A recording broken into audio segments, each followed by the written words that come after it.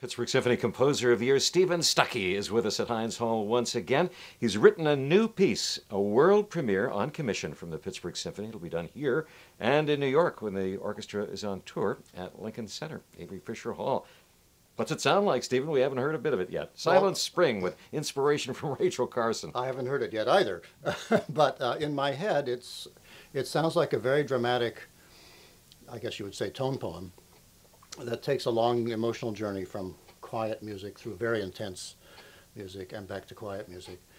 It is written in honor of Rachel Carson and the 50th anniversary of Silent Spring, but it's not pictorial music.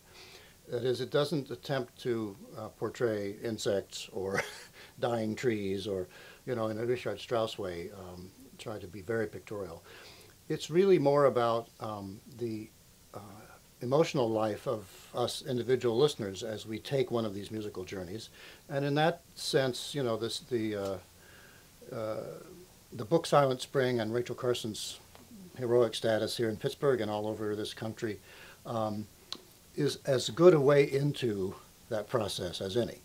Rachel Carson grew up here. She's a graduate of Chatham University. Yeah, right. And you read through her Silent Spring, some of her other pieces too. I've read it. I read quite a bit to get myself into the mindset, and it was my second reading of Silent Spring. The first time I read it, it was a new book, and I was a new person.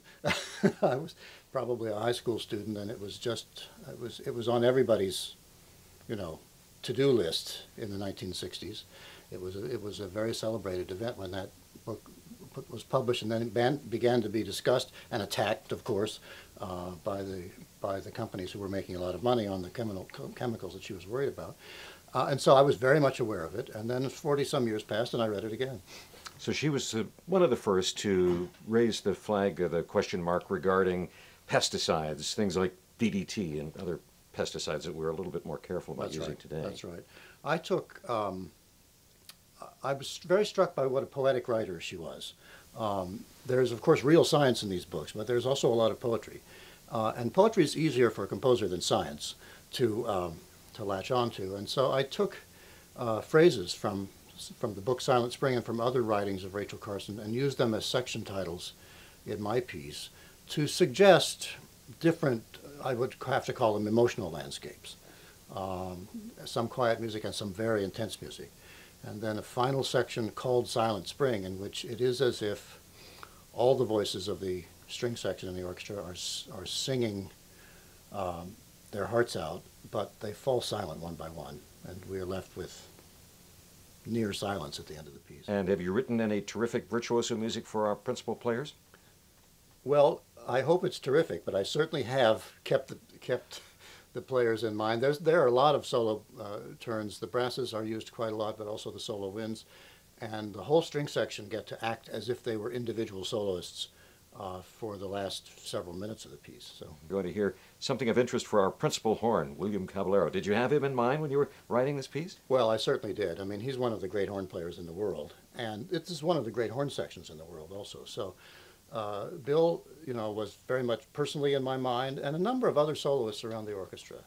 It's so nice to put a face and a sound, with those staff lines and those little dots.